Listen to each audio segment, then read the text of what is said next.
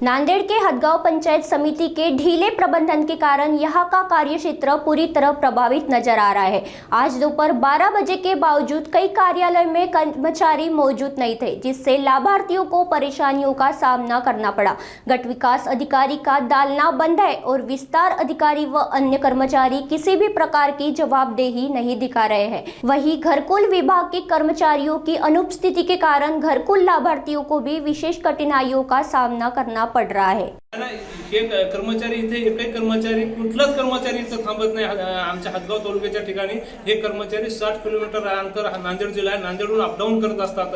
इथले कर्मचारी 1 वाजता येतात आणि संध्याकाळी सवत नाही का 4च्या अगोदर कर्मचारी निघून जातात। या ठिकाणी कुठल्याही प्रकारचे आमचे कामे होत नाहीत। घरकुलाचा विषय आहे आणि बरेचसे असे घरकुलाचा पण विषय आहे, लोकांचे असे गोठ्याचा पण विषय आहे। घरकुलाचे आज पेंडिंग हप्ते आहेत, घरकुलाचे सुद्धा कामं होत नाहीत। एक हप्ता पडला, दुसरा हप्ता पडला, कशामुळे दरंगाई होत आहे हे पण मी शासनाला या ठिकाणी प्रश्न विचारू शकतो।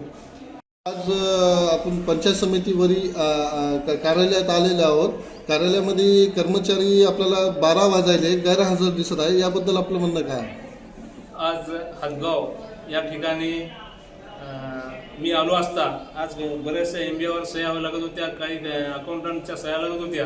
बरेचसे कामं आज शेवटचे आमचे 2 दिवस उरल्याचे असताना आता प्रशासक यांनी जाहीर केले, शासनाने प्रशासक नेमले, आमचे स्वतः असून असे कामं होत नाहीत, दिरंगाई होत आहे। आणि प्रशासक नेमल्यानं आम्हाला किती नाहक त्रास या शासनाला विचार करावा, किती आम्हाला नाहक त्रास सहन करावा लागेल। आज बघतो की बाई 12 वाजून गेले तरी एकही कर्मचारी या ठिकाणी उपस्थित नाही।